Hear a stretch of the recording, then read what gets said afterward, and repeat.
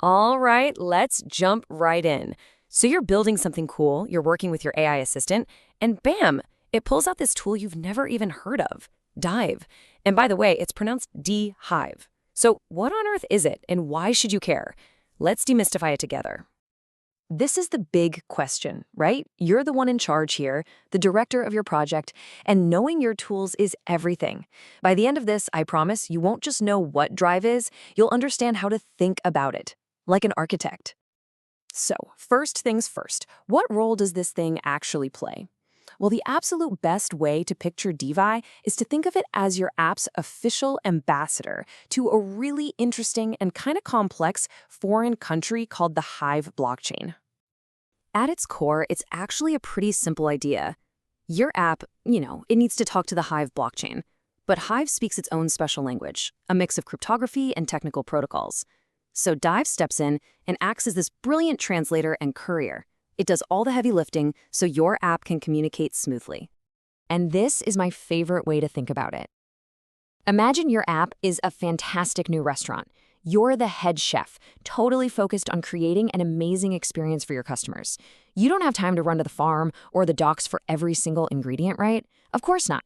Driva is that expert supplier. It knows exactly where to go, who to talk to, and how to get you the freshest ingredients delivered right to your kitchen. Okay, so if Jive is our supplier, let's take a look at the market it shops in. What exactly is this Hive network anyway? See, Hive isn't just a boring old database. It's more like a global, public, social ledger. It was designed from the ground up for creators, a place where content like blog posts, comments, even simple likes or votes is stored permanently and openly for anyone to see and build upon. And here's why people get so excited about it. First, it's incredibly fast. We're talking 3 seconds for a transaction to be permanent. And get this, there are no gas fees. That's a huge deal. It also uses human-friendly names like Alice instead of those super long, impossible to remember crypto addresses. It's just built for people. All right, so we've got our app, the restaurant, and we've got Hive, the bustling market. So how does our supplier, our ambassador Ave, actually do its job? It really comes down to 2 main tasks. It's just like a real supplier. Jeeve can go to the market to pick up ingredients that are already there. That's what we call reading data from the blockchain. Or it can place a brand new order on your behalf, and that's writing data to the blockchain. Think of it like posting a comment or casting a vote. Now, reading data is the simple part. It's totally safe. Your app says, hey, can you get me the latest posts from this author?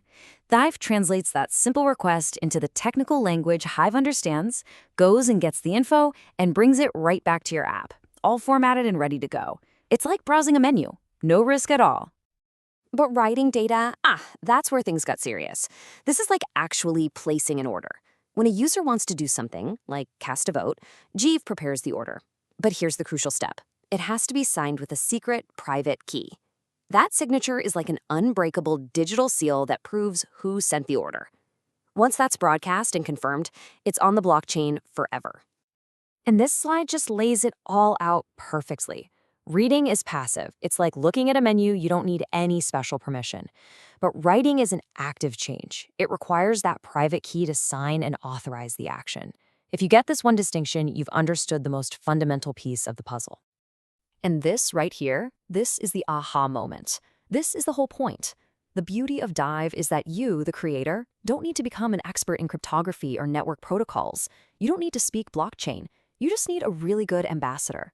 Dive handles all that complexity, so you and your AI can focus on building something amazing. So let's zoom out. If you remember one thing, let it be this image. You have your app on one side with all its brilliant ideas. You have the powerful Hive network on the other, and right in the middle, making everything possible, is dHive.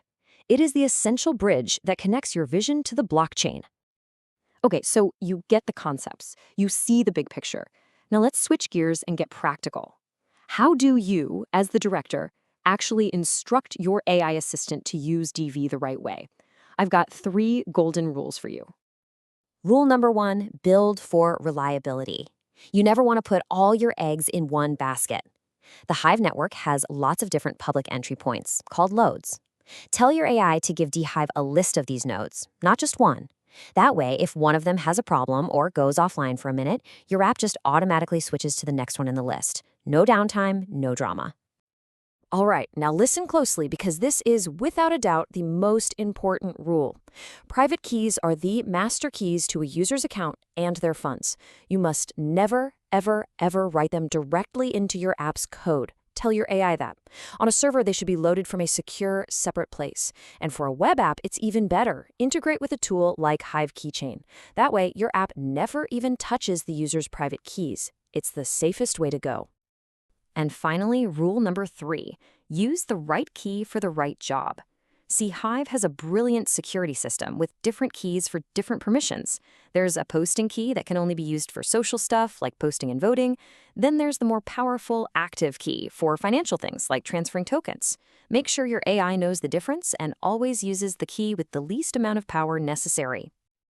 Okay, with those rules in your playbook, you are ready to master the big picture.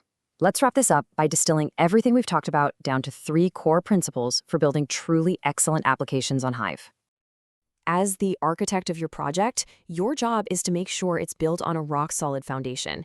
And honestly, it all comes down to these 3 simple, powerful principles.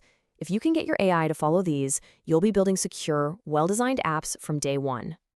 Number 1, keep your code organized. Keep all the blockchain stuff separate from your user interface stuff. It's just good practice. 2, security first always. It's not something you add on at the end. It's where you begin. And 3, let dHive do the heavy lifting. Trust the library. Don't try to reinvent the wheel. Just lean on the tool that was expertly built for this exact job. And this right here is the big shift in mindset. You started out with a simple question about some tool your AI used. But now, you understand the architecture, the key principles, the best practices. You're not just an apprentice anymore. You are the architect. Your job is to direct the vision to guide the high-level flow. So you have the mental models, you've got the director's playbook, and you have a powerful ambassador in dHive ready to go. The only real question left is, now that you're the architect, what are you going to build?